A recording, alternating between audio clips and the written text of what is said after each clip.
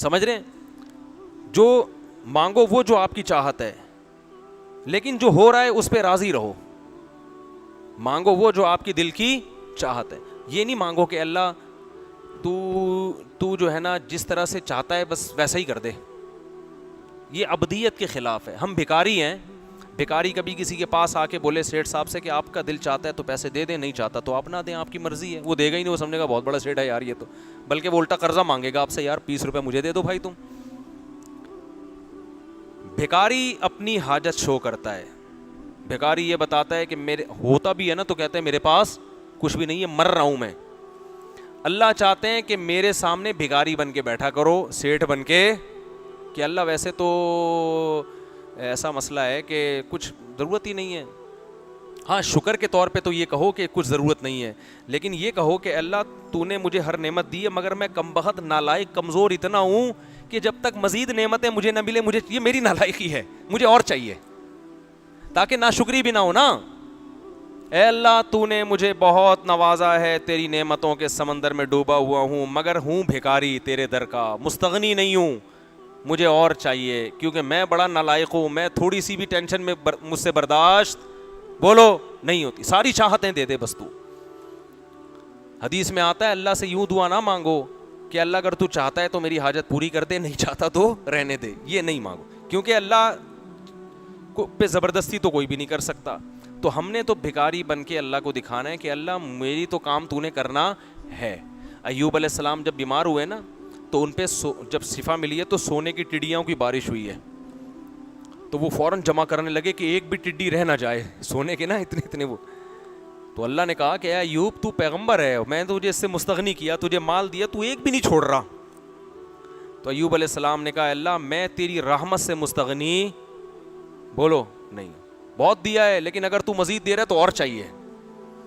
یہ ایسا ہی ہے جیسے آپ کے کوئی بڑے ہوں اور وہ آپ کو ہدیے میں 5,000 گفٹ کریں، آپ کہیں یار میری تنخواہ 50,000 ہے، یہ 5,000 رکھو، مجھے ان ٹکڑوں کی ضرورت نہیں ہے. اس کو غصہ آئے گا نا. وہ تو بھائی 5,000 کیا 5 روپے بھی دے رہا ہے، آپ ایسے دونوں ہاتھوں سے لوگے، تمیز سے آنکھوں پہ لگاؤ گے، حضرت بہت نوازی، بڑی قیمتی چیز ہے، ایسے کہو گے نا. تو ایوب علیہ السلام پہ سونے کی ٹڈیوں کی بارش ہوئی، ایوب علیہ السلام نے ایک بھی نہیں چھوڑی. صحیح ہے نا، ایک بھی نہیں چھوڑی. موسیٰ علیہ السلام نے جب دونوں لڑکیوں کو پانی پلایا نا کنویں پہ، تو پانی پلانے سے تو نیت اللہ کی رضا تھی، کوئی مفاد بولو نہیں تھا، لیکن دل میں ایک بات پیدا ہوئی کہ بھئی میں مسافر ہوں، نہ میرے کھانے کا انتظام، نہ پینے کا انتظام، نہ کوئی ٹھکانہ. تو شاید یہ اپنے ابا کو جا کے کہیں کہ ایک بندے نے ہماری خدمت کی ہے، شاید وہ کچھ پیسے دے دے مجھے، شاید وہ کچھ کھانا وانا کھلا دیں. تو ان سے تو نہیں کہا، مخلوق کے سامنے ہاتھ نہیں پھیلایا، کیونکہ پھر یہ خدمت نہیں ہوئی نا، یہ تو مفاد ہو گئے.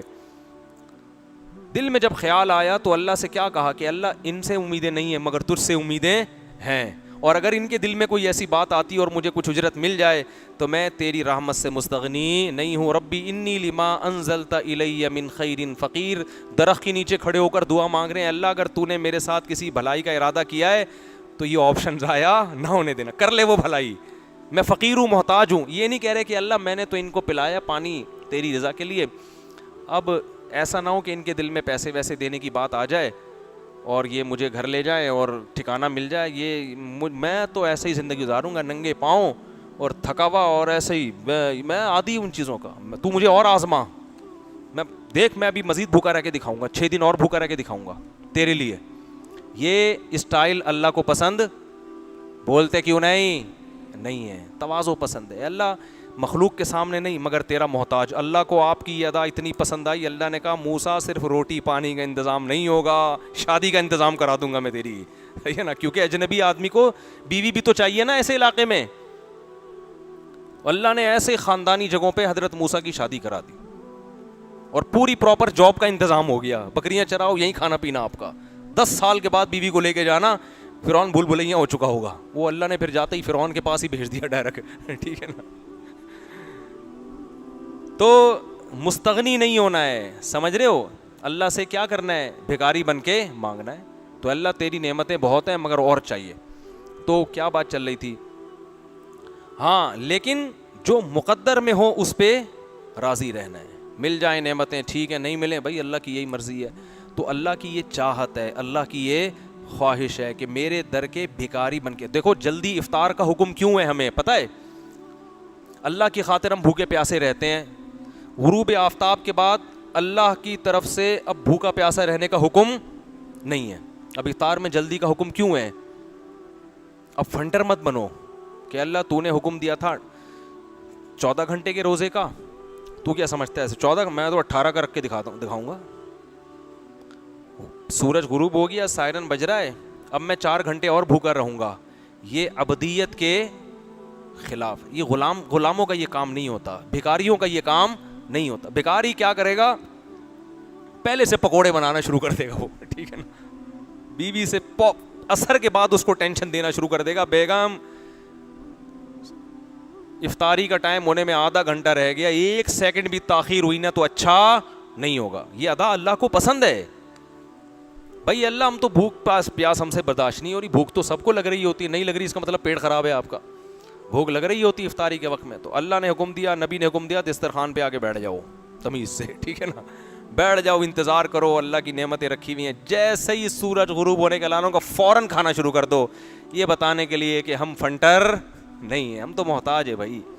اس لیے حکم دیا سحری بھی کرو, بغیر سحری کے روزہ رکھو کہ مشکل ہو جائے گا. تو یہ فنٹر گیری اللہ کو پسند نہیں ہے. جتنا حکم دیا بس اتنا کرو, اس سے زیادہ فنٹر بننے کی کوشش نہیں کرو. بعض لوگ ایسے فنٹر بن رہے ہوتے ہیں, ایکچولی ہم تو افطاری میں صرف ایک کھجور کھاتے ہیں, اور ہمیں تو میں کہتا ہوں آپ کو یہ تکلف کی ضرورت کیا ہے کھجور کھانے کی؟ کیا خیال ہے؟ آپ کو اس نیمبو چٹا دیا کریں گے ہم آپ کو, تھوڑا سا اتنا کافی ہے.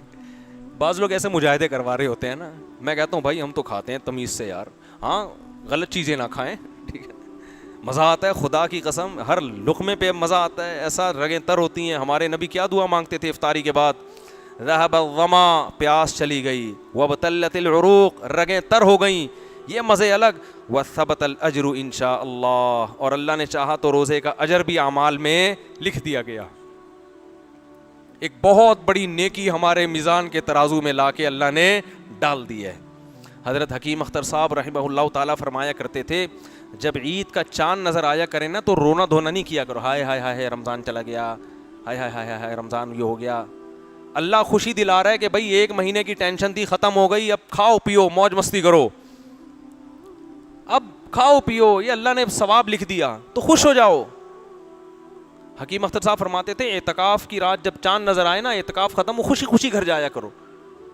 بہت فنٹر بن رہے ہوتے ہیں. ایک صاحب مجھے کہنے لگے 1 روزہ کھا گئے وہ, میں نے کہا رکھ لے تو بھائی 1 روزہ اگر کھا گئے تو کل رکھ لے دوبارہ, تجھے کس نے منع کیا؟ عید کے بعد 1 رکھ لینا, نہ رکھ رہا ہے بس ایسی ہی بات. چاند نظر آئے بھائی خوشی, ہاں ایک رمضان سے ایک محبت ہو جاتی ہے, اس کی وجہ سے اگر لاشعوری طور پہ رونا آ رہا ہے وہ تو اچھی بات ہے, وہ تو ایمان کی علامت.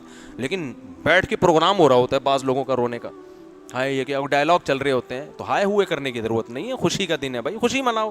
جب اللہ نے کہا روزہ رکھو, دیکھو کیسی تراویح شارٹ ہوتی ہے نا.